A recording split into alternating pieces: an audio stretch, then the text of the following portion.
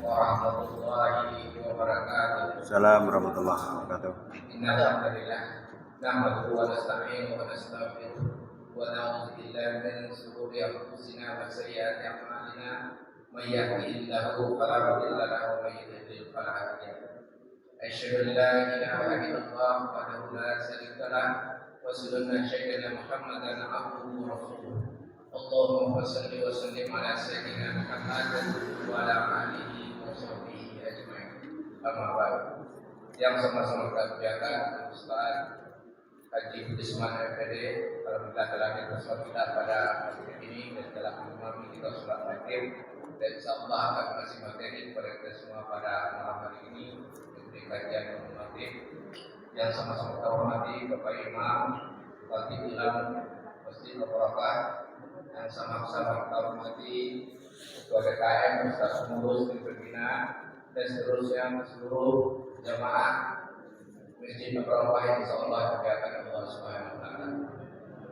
Syukur alhamdulillah senantiasa kita berdoa Allah Subhanahu wa taala karena pada maghrib ini kita dapat menunaikan kewajiban kita sholat maghrib berjamaah, dan insyaallah dilanjutkan dengan kajian yang akan disampaikan Ustaz Haji Budiman MPD. Semoga kegiatan kita pada malam hari ini berfaedah Allah Subhanahu wa taala. Selawat dan salam senantiasa tercurah untuk kita bersama Muhammad sallallahu alaihi wasallam. Allahumma shalli ala sayyidina Muhammad wa ala ali sayyidina Muhammad. Dengan senantiasa kita berselawat kepada beliau, semoga kita termasuk umat beliau mendapat syafaat yang berkah. Bapak Ibu jemaah sekalian berapa yang dimuliakan Allah Subhanahu wa taala, seperti biasa kita lihat minggu malam Senin kita berdatang ke rutin kita ini. Insyaallah nanti akan disampaikan ke Ustaz kita untuk memulai kajian kita pada maghrib ini. Mari sama-sama kita ucapkan dengan sama-sama baca lafaz bersama. Bismillahirrahmanirrahim. Waktu dan tempat. Bismillahirrahmanirrahim. Assalamualaikum warahmatullahi wabarakatuh.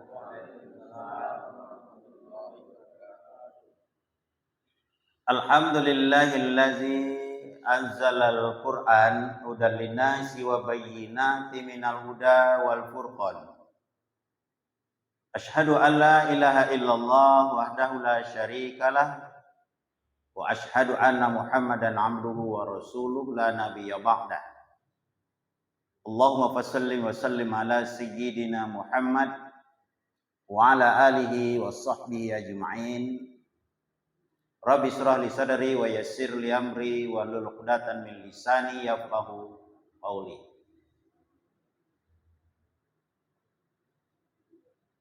Ya ayyuhan nasu taqu rabbakumul ladzi khalaqakum min nafsin wahidah wa khalaqa minha zawjaha wa batha minhuma rijalan katsiran wa nisaa'a wattaqullaha allazi tasaaluna bihi wal arham innallaha kana 'alaikum raqiba. Ya ayyuhalladzina amanu taqullaha wa qulu qawlan sadida yuslih lakum a'malakum wa yaghfir lakum dzunubakum wa may yuti'illaha wa rasulahu faqad faza fawzan 'azima. Wa inna khairul hadis kitabullah wa khairul huda huda Muhammadin sallallahu alaihi wasallam. Wa syarrul umuri muhdatsatuha wa kullu muhdatsatin bid'ah wa kullu bid'atin dhalalah wa kullu dhalalatin finnar. Allah Ta'ala fi kitabihil karim. A'udzu billahi minasyaitonir rajim. Bismillahirrahmanirrahim. Inna 'indatash syuhuri 'indallahi 12 syahran fi kitabillahi yauma khalaqas samawati wal ard. Minha arba'atun hurum. Zalika dinul qayyim. Fala tuslimu fihinna anfusakum. Wa qatilul musyrikina kafah kama yuqatilunakum kafah wa'lamu annallaha ma'al muttaqin. Shadaqallahul azim. Pengurus masjid yang saya hormati, Pak Imam, Pak Khatib dan Bilal, Bapak-bapak, ibu-ibu, kaum muslimin, kaum muslimat, jamaah sholat maghrib dan jamaah sholat isya, mudah-mudahan kita semua dimuliakan oleh Allah. Berdoa kita kepada Allah kalau andai kata ada yang sakit malam ini dan keluarganya yang sakit, mudah-mudahan disembuhkan oleh Allah. Kalau ada di antara kita malam ini punya masalah atau keluarganya punya masalah, mudah-mudahan masalahnya dicarikan jalan keluarnya oleh Allah. Kalau masalahnya itu ekonomi, mudah-mudahan rezekinya kalau di langit mudah-mudahan diturunkan oleh Allah. Kalau rezekinya masih di bumi, mudah-mudahan dikeluarkan oleh Allah. Kita berkumpul di Masjid Al-Barakah ini, ya Allah, takdirkan kita nanti berkumpul bersama di dalam surganya Allah. Yang diikuti anak-anak kita, suami istri, orang tua kita, kakek nenek kita, adik kakak kita, cucu-cucu kita, menantu kita, semua orang yang kita cintai di dunia ini, mudah-mudahan kekal dan abadi nanti di dalam surga. Amin ya rabbal alamin. Bapak, Ibu, jamaah yang saya hormati, malam ini kalau menurut bulan Qamariyahnya adalah tanggal 6 Zulqaidah. Tanggal berapa? 6 Zulqaidah. Pada Ibu, sebagaimana yang dikatakan oleh Allah dalam surat Taubah ayat 36 yang sudah kita bacakan tadi, apa kata Allah? Inna indatasyuhuri indallahi isna asyara. Sesungguhnya bulan di sisi Allah itu ada 12 bulan. Fi kitabillahi yauma khalaqas samawati wal ard. 12 bulan itu kapan? Sejak diciptakan langit dan bumi. Kemudian minha arba'atun hurum. Di dalamnya ada 4 bulan haram. Pak Ibu jamaah yang dimuliakan Allah. Dan sekarang kita berada di antara 1 dari 4 bulan haram. Bulan haram itu kata Nabi yang pertama 3 yang berturut-turut, 1 yang terpisah. Yang berturut-turut itu adalah 1 Zulqaidah, 2 Zulhijjah, 3 Muharram, 4 Rajab. Saya ulangi lagi Bapak Ibu. Bulan-bulan haram itu ada 4. Dari 12 bulan itu, bulan haram itu ada 4. 3 yang berturut-turut, 1 yang terpisah. Yang berturut itu adalah Zulqaidah, Zulhijjah, Muharram, dan Rajab. 4 inilah bulan haram, Pak. Pertanyaannya adalah, Ustaz, apa itu bulan haram?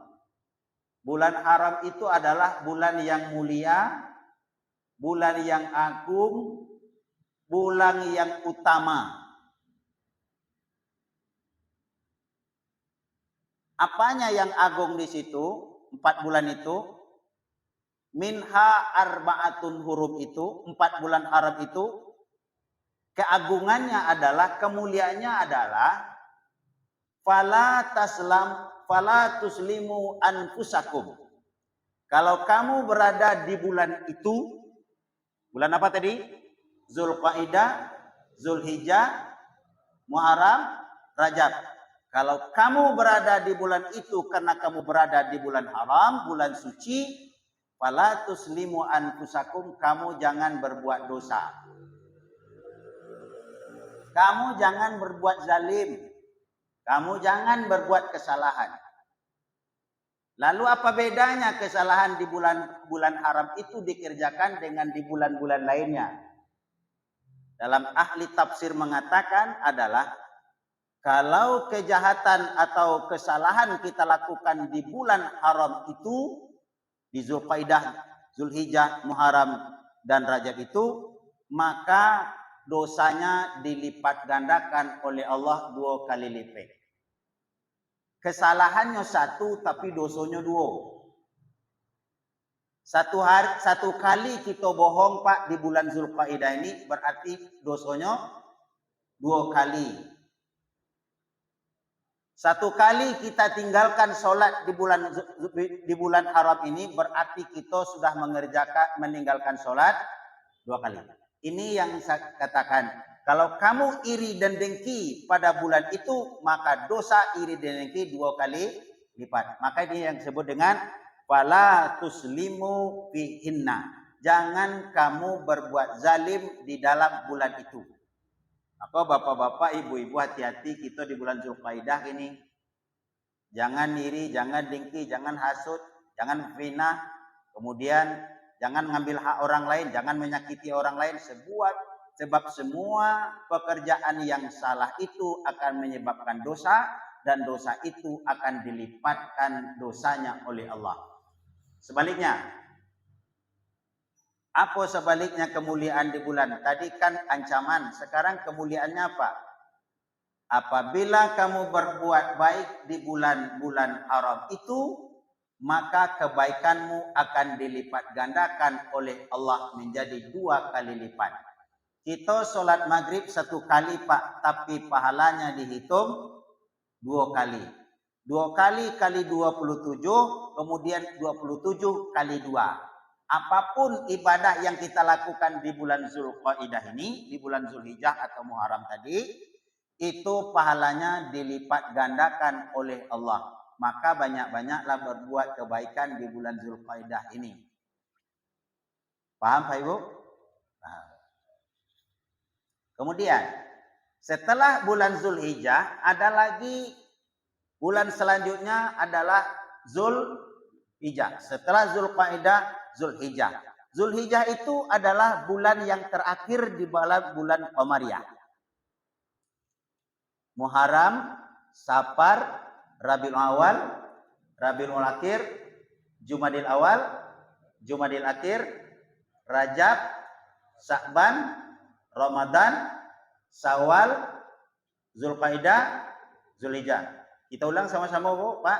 1 Muharram, 2 Safar, 3 Rabiul Awal, 4 Rabiul Akhir, 5 Jumadil Awal, 6 Jumadil Akhir, 7 Rajab, 8 Sya'ban, 9 Ramadan, 10 Syawal, 11 12 hafal Bapak Ibu? Hafal kalau bersama-sama. Kalau seorang-seorang belum tahu. Kalau sama-sama hafal. Nah, bulan Zulhijjah setelah bulan Zulqaidah nanti yang kira-kira lebih dikit dari sebulan, sampailah kita bulan Zulhijjah, bulan yang terakhir di bulan Qamariyah. Lalu apa yang terjadi di situ?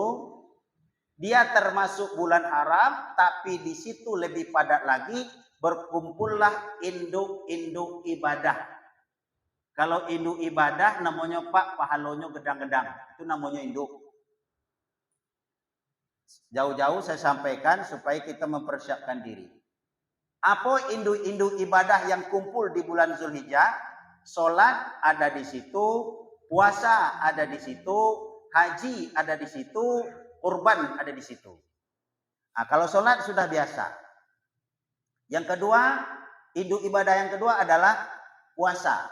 Saya yakin dan percaya Bapak dan Ibu sudah tahu apa puasa di tanggal berapa yang besar pahalanya Pak?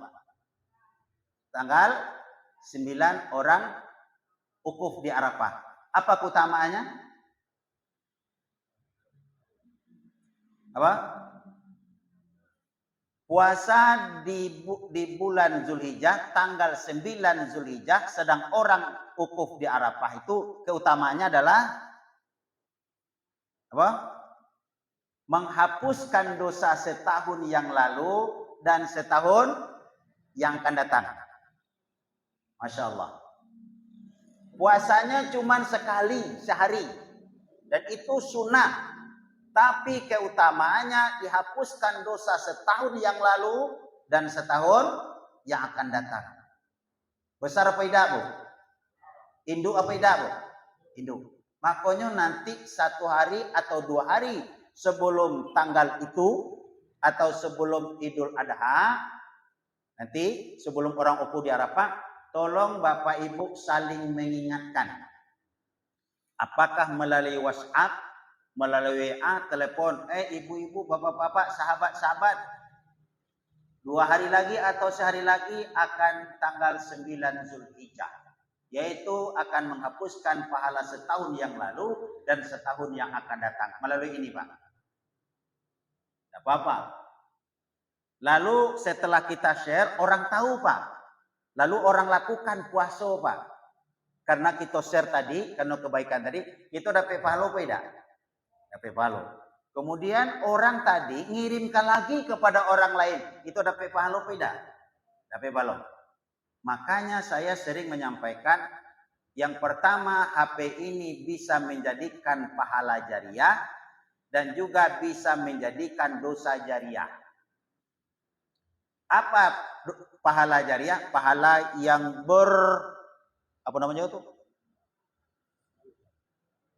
Panjang, apa namanya itu? Berantai. Saya sering menyampaikan multi level marketing, multi level pahala jariah. Apa contohnya? Ibu bapak dapat share ceramah, cuma ceramah aja lah contohnya. Ceramah tentang mungkin ceramah Abdul Somad, ceramah Ustadz Julisman, misalnya ini. Atau ada usahlah Julisman, Ustadz Adi Dayat, ada ceramahnya, ada hadisnya, ada yang ibu bapak tambah imannya, tambah keyakinannya, tambah ilmunya. Dan itu lalu bapak ibu sebarkan kepada yang lain. Apakah lalu orang lain mendapatkan manfaat, dapatkan ilmu, dapatkan iman, bapak ibu tambah pahala beda? Tambah pahala. Orang lain tadi, yang 10 orang lain tadi, lalu disebarkan lagi pada orang lain yang 100 orang. Bapak ibu dapat pahala beda? Dapat. Kenapa? Karena dari bapak ibu asal usulnya. Maka ini yang saya katakan pahala jariah. Multi level pahala jariah. Tapi hati-hati juga dengan ini, dengan HP ini. Apa HP ini? HP ini bisa menjadikan dosa jariah. Apa dosa jariah? Salah satunya, bapak ibu mendapatkan konten atau tulisan yang tidak tahu benar atau salahnya. Lalu ternyata apalagi masalah hukum Islam. Lalu ibu bapak sebarkan. Padahal itu hoax. Salah satu contoh. Contohnya ya Pak. Dan ini belum saya pernah nemui hadisnya. Siapa yang malam ini adalah maghrib ini masuk tanggal 1 Safar. Siapa yang memberitahukan tanggal 1 Safar akan diampunkan dosanya oleh Allah atau akan diselamatkan jasadnya dari tersentuh dari api neraka. Cuman ngasih tahu tanggal 1 Safar. Menurut logika saja hadisnya sudah tidak masuk akal lagi. Cuman ngasih tahu tanggal 1 Safar. Diharamkan jasad tersentuh api neraka. Maka itu hoak. Kalau hoak itu dusta. Lalu berita itu Bapak dan Ibu lalu kita sebarkan. Kita sebarkan. Dan orang percaya dengan berita hoak itu tadi. Dosa apa tidak? Dosa. Lalu orang tadi nyebarkan lagi kepada orang 100 orang. Lalu 100 orang tadi dia terima, dia yakin lagi. Itu dosa apa tidak? Dosa. Inilah yang saya sebut multi level marketing. Dosa jariah. Hati-hati dengan ini. Nah kemudian Pak. Kemudian induk ibadah. Yang kedua tadi adalah puasa sunnah Arafah. Induk ibadah yang ketiga adalah ibadah korban. Induk ibadah yang keempat adalah haji. Dan malam ini saya ingin mendahulukan tentang masalah haji. Bukan saya sedang memberikan manasik haji, tapi kadang-kadang kita tidak mengerti, paham tentang keutamaan haji, kewajiban haji, bagaimana kedudukan haji dari ibadah yang lain. Pak Ibu jamaah yang dimuliakan Allah. Jadi haji. Haji itu rukun Islam yang kelima. Syahadat, sholat, puasa, zakat, haji. Seulang lagi, rukun Islam itu yang pertama syahadat, sholat, puasa, zakat, haji. Fungsi haji dengan sholat, dengan puasa, dengan zakat sama. Sama-sama apa? Sama-sama wajib dan sama-sama rukun Islam. Itu yang perlu dipahami dulu.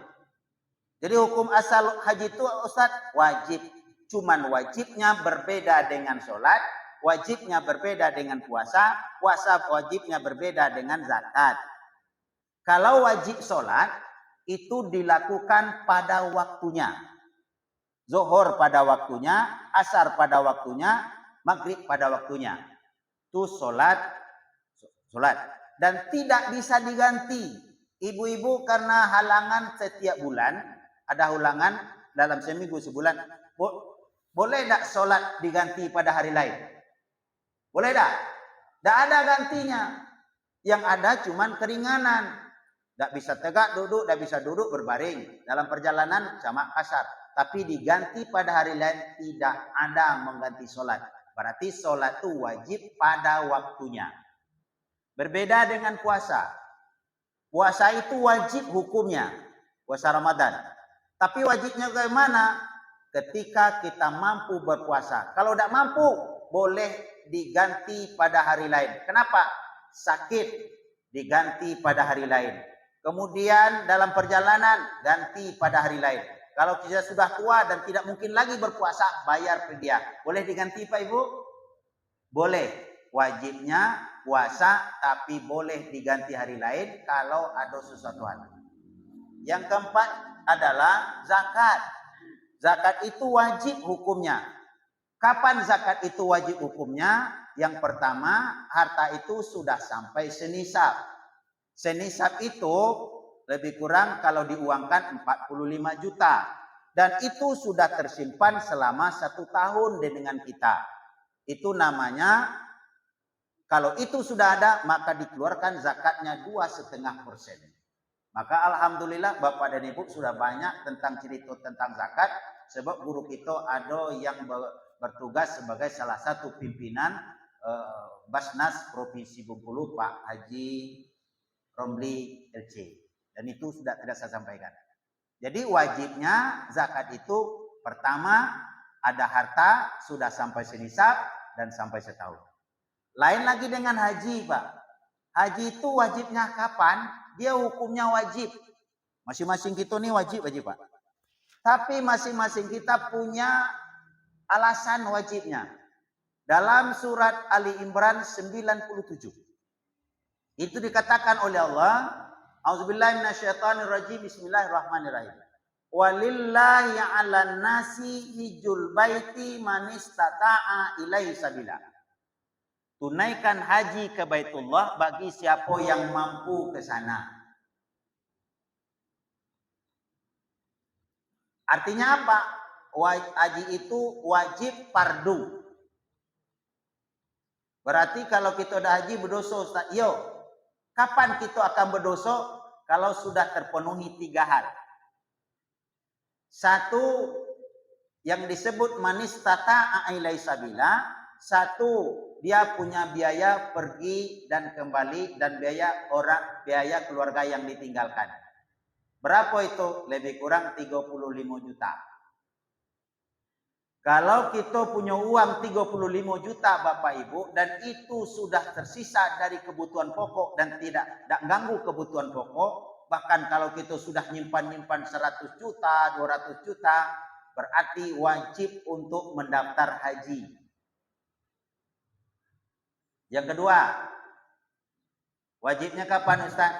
Yang kedua, sehat jasmani rohani. Kalau ibu bapak sehat jasmani dan rohani, itu wajib melaksanakan ibadah haji. Jangan jasmaninya aja yang sehat, tapi rohaninya, pikirannya tidak. Ini siwa siapa?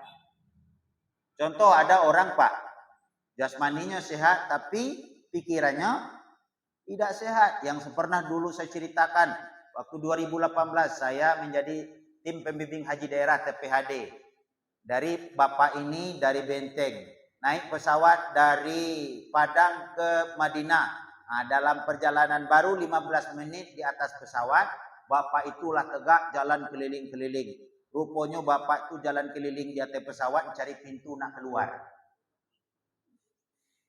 Lalu ditanya orang, kemana Pak jalan-jalan? Saya nak balik. Kemana Pak balik? Ke Benteng. Jadi Pak kena sekarang ngapa? Mencari pintu nak keluar. Di atas pesawat tuh Pak, orang lah duduk galau. Ininya dah jalan lagi. Setiap orang yang nyuruh dia duduk marah. Pramugari ngecek marahnya, yang agama lain ngecek marahnya. Akhirnya ngadu ke saya. Ustaz camano itu bapak itu. Setiap orang dimarahi, nyo nak keluar, tak mau pergi katanya. Ada apa? Nyo nak cari pintu nak keluar. Kalau saya yang nyuruh dia berhenti juga Pak, pasti saya dimarahi juga. Kenapa nyo tak jalan ikonya lagi? Lalu saya kecekkan, biarkan aja bapak tuh tak berjalan dah, kan besar pesawat tu biarlah nyo berjalan. Kalau capeknya berjalan, nyo berhenti tidurnya kelak. Baru 5 menit, nyo jalan-jalan 5 menit lebih Pak, tak ketemu orang biarkan aja. Tak lama kemudian dia duduk, setelah duduk dia tidur Pak. Nah kan tidur dia kan, duduk dia sendiri. Ininya tak ada lagi. Berarti harus sehat jasmani dan rohani. Lalu Pak, yang ketiga apa? Aman dan ada kendaraan. Jadi kalau yang tiga-tiganya ada biaya selain dari kebutuhan pokok. Yang kedua ada sehat jasmani dan rohani. Yang ketiga adalah aman dalam perjalanan atau punya kendaraan. Kalau tiga itu ada, kita Bapak Ibu wajib kita melaksanakan ibadah haji. Mau masalahnya berangkat 10 tahun, mau berangkat 15 tahun, berangkat 20 tahun, tidak masalah, itu urusan Allah. Urusan kita daftar Pak. Nanti di akhirat ditanya oleh Allah, hai hambaku, kau punya harta, kau punya uang, kau sehat badan, ada kendaraan, kau sudah wajib haji ke Baitullah. Kenapa kau tidak pergi? Kita bisa jawab, ya Allah, saya ingin pergi ke Mekah. Buktinya saya ingin pergi ke Mekah, saya sudah mendaftar, ini pendaftaran saya. Cuman kadarullah kena keketuaan engkau, saya meninggal sebelum berangkat pergi haji. Alasannya ada. Bagi kita yang kayo-kayo Bapak dan Ibu yang duit banyak segala macam, ketika ditanya oleh Allah kenapa tidak haji, apa jawabannya? Nah ini yang menentukan dia wajibnya 3 hal. Kemudian Bapak Ibu, saya lanjutkan tentang haji aja. Lalu kenapa orang mau melaksanakan ibadah haji Pak? Dikumpulkan uang sedikit demi sedikit sampai 30, 20 juta, 25 juta daftar. Tidak semua orang yang daftar itu kaya Pak. Lalu dia tunggu bertahun-tahun. Dan dia tahu bahwa pergi haji itu berat sekali. Kadang-kadang naik turun pesawat, naik ke hotel, turun hotel, jalan jauh-jauh. Bahkan ada yang sakit, ada yang meninggal dunia. Lalu kenapa orang pergi berangkat haji? Karena orang pergi berangkat haji karena dijanjikan oleh Allah Pak Ibu minimal 4 Pak. Dijanjikan oleh Allah 4 penghargaan orang yang sudah berangkat haji. Apa? Yang pertama, jaminan sarana untuk mendapatkan surga dengan haji Pak. Jaminan sarana orang mendapatkan surga dengan haji. Bapak Ibu sholat ingin surga, tapi salah satu mencari surga itu dengan haji. Kenapa demikian? Walillahi ala nasi.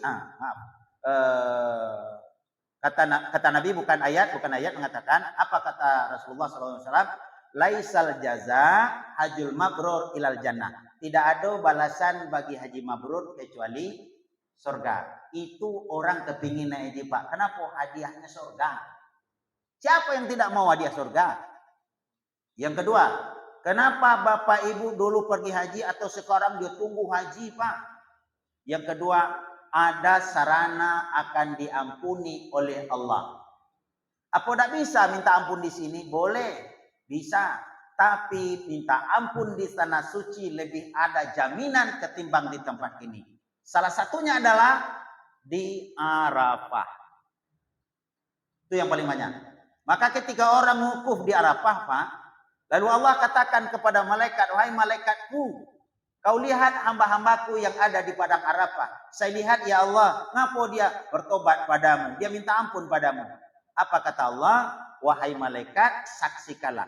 Tidak banyak orang yang aku ampuni kecuali ketika mereka di padang Arafah. Maka orang yang padang di Arafah ini adalah orang yang paling banyak aku ampuni. Itu kata Allah tuh Pak. Berapa orang yang di padang Arafah cuman Pak? Paling-paling 1 juta atau 2 juta. Tapi untuk seluruh dunia tidak banyak orang yang aku ampuni ketika di padang Arafah kecuali ketika dia ngumpul di padang Arafah. Itulah orang yang paling banyak diampuni oleh Allah. Makanya kalau orang berada di padang Arafah itu Pak, dia bertobat, dia berzikir, dia minta ampun sampai menangis. Kenapa? Sarana bertobat dan tobat diterima oleh Allah. Itu makanya orang ingin pergi haji itu Pak. Yang berapa lagi? Yang pertama apa tadi? Hah? Jaminan surga. Yang kedua, jaminan ampunan. Yang ketiga apa? Jaminan pahala yang berlipat ganda. Lalu kenapa orang pergi ke Mekah, ke Madinah? Karena mereka berada di 2 tanah suci itu. Jaminan mendapatkan pahala yang berlipat. Apa contoh?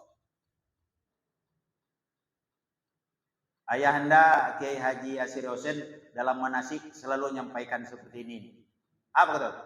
1 kali sholat, bukan sholat saja, mau sedekah, mau baca Quran, 1 kali kebaikan, 1 kali sholat di Masjid Nabawi, itu pahalanya sama dengan 1000 kali sholat di Masjid Al-Barakah. Itu sholat di Masjid Al-Barakah ini 1000 kali Pak. Di Masjid Nabawi cuman sekali. 1000 banding 1. Kalau sholat berjamaah 1 banding berapa Pak? 27.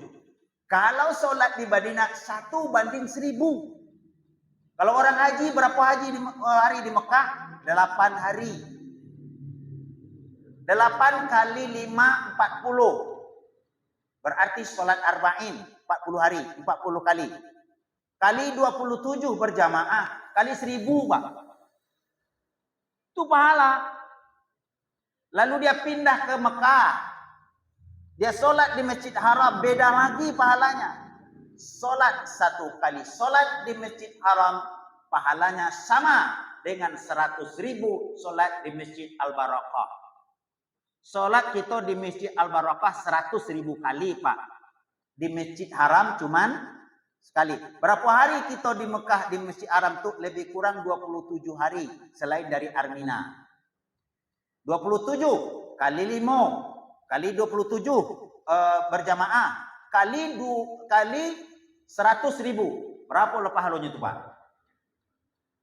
Makanya banyak juga orang yang pulang haji tidak sembahyang lagi Pak.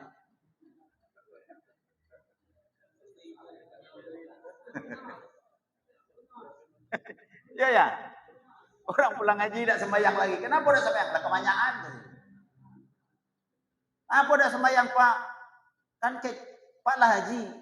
Kan Ustaz ngecekkan di Masjid Nabawi 100.000 dibanding sini. Di sini 1000 kali di Masjid Nabawi. Saya 8 hari di situ. Kali 5 kali 27. Di Mekah 27 hari. Kali 5 kali 27 kali 100. Lah kebanyakan. Jadi kan kebanyakan jadi sembahyang lagi. Ada buktinya dah, ada.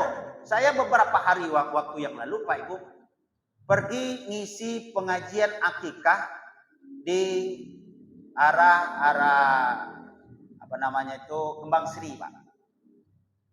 Ada namanya perkampungan Bugis, mana yang ada yang Bugis di sini. Lalu saya dapat cerita Pak, Ustaz, di sini kok orangnya lah banyak bagi haji. Kenapa? Tukang kebun jadi banyak duitnya. Kadang bapak haji, ibu dari anaknya lah didaftarkan. Cuman setelah pulang dari haji jarang sembahyang Ustaz. Masa orang pulang haji jarang sembahyang? Yuk, tengok kita. Sengaja bapak ibu akikah itu mulai jam 11, saya selesaikan sampai waktu zuhur. Dan musalah dekat dengan situ. Tujuannya apa? Nengok benar. Apa iyo tidak haji itu? Ternyata Bapak Ibu, setelah orang azan, selesai acara akikah, orang azan kami ke masjid, kami salah, tapi yang Pak Haji tadi duduknya. Diajak oleh orang yang mengajak saya ke sana, Pak, yang jemput saya itu, ayo Pak, ke musola ya Pak. Tak duduk, pulang kami dari masjid, situlah duduknya terus tempat orang acara aku tadi. Mungkin kebanyakan tadi mungkin ya Pak. Nah ini buktinya. Jadi yang ketiga tadi ya, yaitu jaminan sarana mendapatkan pahala yang berlipat ganda. Yang keempat lah ya. Kenapa orang pergi berhaji? Ini yang keempat Pak. Nomor satu apa tadi Pak Bu? Jaminan surga. Yang kedua, jaminan diampuni oleh Allah. Yang ketiga, pahala yang berlipat. Yang keempat, ini yang paling penting ya Pak. Apa? Sarana doa dikabulkan oleh Allah. Apakah kita berdoa di sini tidak dikabulkan? Dikabulkan. Tapi di dua tanah suci lebih dijamin dikabulkan oleh Allah. Di mana itu di dua tanah suci? Apalagi tiga. Satu di Madinah, dua di Mekah. Yang satu di Madinah di Masjid Nabawi. Kemudian di Masjid Nabawi di mana? Di Raudah. Itu doa dikabulkan oleh Allah. Apa kata Nabi? Antara rumahku dan mimbarku ada Raudah. Maka berdoalah kamu di sana. Ini Bapak Ibu saya sampaikan. Misalnya di sini kuburan Nabi. Di sini ada mimbar Nabi. Di sini ada mi'rabnya Nabi. Mi'rab itu artinya tempat Nabi jadi imam dulu di sini. Kemudian ini mimbar Nabi, tempat Nabi dulu berkhutbah. Di sini ada rumahnya dekat kuburannya. Antara rumahku dan mimbarku ada Raudah. Maka berdoalah di situ. Lalu kenapa kita berdoa dikabulkan di situ? Khusyuk Pak. Kenapa khusyuk? Sebab di situ tempatnya Nabi dulu berkhutbah. Seolah-olah Nabi kita menengok beliau Nabi itu sedang berkhutbah. Seolah-olah kita melihat beliau menjadi imam. Seolah-olah kita melihat memandang Nabi. Seolah-olah Nabi melambaikan tangan Pak. Kalau kita baca kalimat Allahumma salli ala sayyidina Muhammad seperti sekarang, kalimat itu akan berbeda kita baca ketika berada di Raudah Pak. Kaki saya kok sakit. Bentar.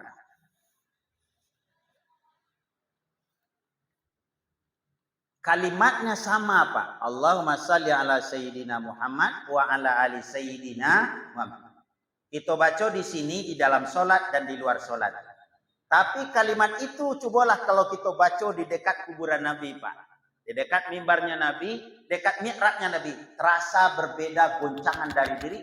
Seolah-olah orang yang keluar dari Raudah itu pasti netes kain air mata merasa mereka sudah dekat dengan Nabi. Coba kita tengok Pak, kalimat itu kita baca sama-sama. Bayangkan bapak-bapak, ibu-ibu yang malam ini berada di Raudah. Mari kita baca. Ya Nabi salam alaika, ya Rasul salam alaika, ya Habib salam alaika, salawatullah alaika. Bapak Ibu berada di Raudah sama-sama.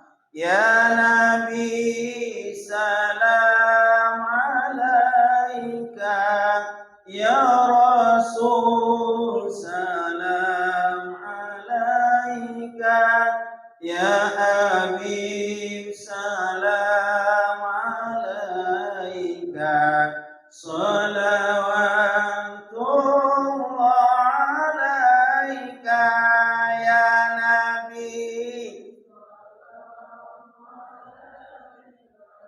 Ya Rasul salam, ya Habib salam, salawatullah alaika. Allahumma salli wa sallim ala sayyidina Kalimatnya sama, Pak. Tapi ketika itu kita baca di Raudah, ini bergoncang hati kita. Kenapa? Merasa dekat dengan Nabi, seolah-olah Nabi lambaikan tangan, selamat datang wahai umatku, sahabatku, selamat datang di masjidku, selamat datang di mimbarku. Sehingga tidak ada kata-kata, Pak. Ini saya mendiri sekarang ini, Pak. Ini kalimatnya sama, tapi karena kita berada di, makanya kita berdoa dikabulkan di situ. Kenapa? Raudatun min riyadil jannah. Teman-teman surga di situ, Pak. Makanya orang kalau sudah masuk ke raudah itu, Pak, tidak mau dia cepat-cepat keluar. Nak lamo tulah. Kalau lamo, diangkatnya. Tapi kita kepingin lama-lama di situ. Makanya kalau ada bapak ibu pergi umrah nanti, nak lama di situ, ada kuncinya. Apa kuncinya supaya lama-lama di situ? Ini saya sampaikan sebenarnya rahasia ini. Tapi karena jamaah saya, biarlah saya sampaikan aja. Apa rahasianya Ustaz? Supaya dapat lama-lama di Raudah, solatnya panjang-panjangkan. Allahu Akbar, panjang-panjang baca ayat. Kemudian setelah itu rukuknya lama-lama, sujudnya lama-lama. Kemudian solat lagi. Kalau orang solat, itu polisi itu tidak berani dia musir, Pak. Tapi kalau sudah selesai salam kanan, salam kiri, lagi kalau kita haji, keluar. Nah, boleh cerita di dalam. Makanya kuncinya supaya lama-lama tadi, Pak, sama solatnya lama kan. Tuh. Bapak Ibu jemaah yang dimuliakan Allah. Ini di Raudah. Lalu kita ke Mekah. Kenapa doa dikabulkan oleh Allah, Ustaz? Di Mekah atau di Masjid Haram. Kita sholat Bapak Ibu subuh, zuhur, asar, maghrib, dan isya. Itu menghadap Ka'bah. Nanti ketika haji, ketika umrah, Ka'bah itu yang di depan mata, Pak. Ka'bah itu di depan mata. Jangankan berdoa di depan Ka'bah. Memandang Ka'bah itu, Pak, kebaikan, 20 kebaikan. Apalagi tawaf keliling Ka'bah, Pak. Semakin mendekat ke Ka'bah itu semakin tenang hati kita, Pak. Saya pernah pengalaman membawa jamaah haji 2018. Beliau sekarang sudah meninggal dunia. Nama beliau almarhum Bapak Syafruddin, Haji Syafruddin, orang Rawa Makmur, tapi hajinya dari Utusan Benteng. Beliau haji dalam keadaan sakit, Pak, karena kakinya payah jalan. Lalu apa? Tetap berangkat, lalu saya yang bawa dengan kursi roda. Sampai di Mekah, pakai kursi roda, saya yang bawanya. Sa'i saya yang bawanya. Begitu juga ketika di Mina. Dan setelah itu Bapak dan Ibu, beliau tidak akan merasakan bagaimana nikmatnya bertawaf di keliling Ka'bah. Kenapa? Karena beliau tidak ada perjuangan, Pak. Karena tidak ada perjuangan, kayaknya cuma duduk aja kan. Apalagi kini itu ada namanya mobil apa yang itu, Pak? Motor itu ya. Tidak ada, cuma itu. Kalau itu cuma sekedar menggugurkan kewajiban untuk tawaf, tidak ada nikmatnya. Tidak akan ada nikmat. Ibadah kalau tidak ada nikmat, tidak ada. Kapan ibadah itu akan nikmat keliling Ka'bah itu? Kalau sendiri atau kita berjalan sendiri, itu baru nikmat. Dan ketika nikmat itu dirasakan sendiri, Pak. Lalu beliau pergi, saya tuntun, kenapa bisa jalan? Tapi terakhir, Pak, saya bilang kepada beliau, Pak, sebentar lagi atau 2-3 hari lagi kita ini mau pulang. Dan kita ada lagi wajib haji satu lagi, yaitu tawaf ibadah, tawaf wada, yaitu tawaf perpisahan. Saya kepingin Bapak itu merasakan bagaimana Bapak di depan Ka'bah. Supaya jangan sekedar menggugurkan kewajiban. Maka kalau bisa Bapak itu jangan pakai kursi roda. Kalau pakai kursi roda saya bawa. Tapi kalau bisa Bapak tidak pakai kursi roda, tapi jalan, upayakan bisa jalan, pegang saya di belakang, kuatkan badan itu. Lalu dia paham, siap Ustaz, saya coba. Coba Pak. Setelah coba, megang bekam saya, megang bekam saya Pak. Kemudian tawaf Pak. 1 putaran, 2 putaran. Sambil berzikir. Kemudian makin lama makin saya dekati, makin lama saya dekati, semakin lama saya dekati ke situ Pak. Dan baru kelihatan di wajah beliau begitu terharunya hati beliau Pak. Kenapa? Semakin dekat Ka'bah itu Pak, semakin dekat kita rasakan dengan Allah. Lalu apa? Setelah itu mulai merah mata beliau seolah-olah akan menangis. Kenapa? Nikmat yang beliau rasakan. Lalu saya katakan setelah selesai Pak, silakan sholat 2 rakaat. Sholat sunat tawaf. Sholat. Silakan Bapak doa lama-lama, silakan. Saya tunggui Pak. Lama beliau berdoa. Dan saya sudah paham yang beliau doakan itu, yang dapatkan itu saya sudah paham. Karena saya sudah merasakan juga. Lama saya tunggu Pak. Setelah saya tunggu selesai sudah Pak, sudah. Sudah mulai suaranya pelan. Saya bawa ke hotel. Beliau masuk ke kamar beliau, saya masuk. Baru saya akan merebahkan badan Pak. Beliau datang buka pintu, meluk saya. Terima kasih Ustaz, terima kasih Ustaz. Terima kasih. Kalau udah Ustaz ngecek tadi tidak bisa saya mendapat itu. Inilah yang saya katakan, semakin dekat dengan Ka'bah Baitullah, semakin kita merasakan bagaimana sejuknya beribadah. Maka ini bisa diterima bagi orang yang sudah pergi ke Mekah dengan haji atau umrah. Kalau yang belum pernah datang ke sana, cuman teori-teori tidak akan bisa kita rasakan. Makanya saya sarankan kepada Bapak dan Ibu yang belum pergi ke tanah suci Mekah dan Madinah, pergilah. Kalaupun tidak melaksanakan ibadah haji, minimal melaksanakan ibadah umrah. Lah ada yang umrah Pak Ibu? Ada yang belum? Ibu-ibu ada yang belum umrah dah? Ada? Mau umrah? Bapak-bapak mau umrah dah? Mau. Ibu-ibu? Nah, pergilah Bu. Saya udah melarang, tidak pergilah. Kalau ingin merasakan. Kalau ayahanda kami, Pak dosen ini, beliau sudah sering.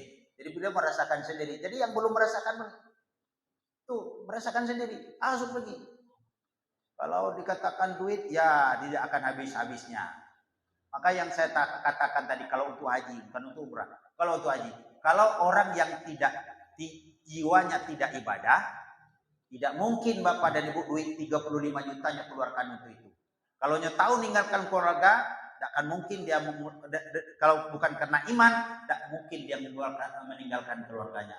Tapi itu adalah haji, itu adalah cita-cita mulia yang menggugurkan satu rukun Islam, yaitu haji ke Baitullah. Nah, ada satu lagi Bapak dan Ibu, yaitu induk-induk ibadah di bulan Zulhijjah nanti adalah kurban atau hari raya kurban. Nah, ini induknya ibadah dan ini tidak mungkin saya sampaikan karena waktunya sudah masuk. Barangkali itu saja yang bisa saya sampaikan Bapak dan Ibu jamaah yang dimuliakan Allah. Saya sampaikan masalah haji supaya kita tahu Bapak Ibu haji itu kedudukannya bagaimana, dan kemudian juga andai kata kita tidak, sampaikanlah kepada anak-anak kita, kepada menantu kita, kalau kau naik-naik haji, mau pergi berangkat haji, berangkatlah sekarang. Sebab apa? Sebab rangkaian panjang urutan untuk pelaksanaan ibadah haji sekarang tuh kalau dalam kota di AT30 Pak. Berangkat mendaftar kini 30 tahun yang akan datang baru berangkat. Kalau di Benteng itu 19 tahun. Makanya anak-anak menantu awak kita tuh kalau memang ada duit mendaftarlah sekarang. Jadi nanti berangkat masih muda-muda. Kalau yang tua-tua sekarang belum juga berangkat haji, minimal lakukanlah umrah. Sebab umrah tidak dibatasi umurnya. Supaya kita tahu mana yang tanah suci. Subhanakallahumma bihamdika asyhadu an la ilaha illa anta astaghfiruka wa atubu ilaik. Assalamualaikum warahmatullahi wabarakatuh.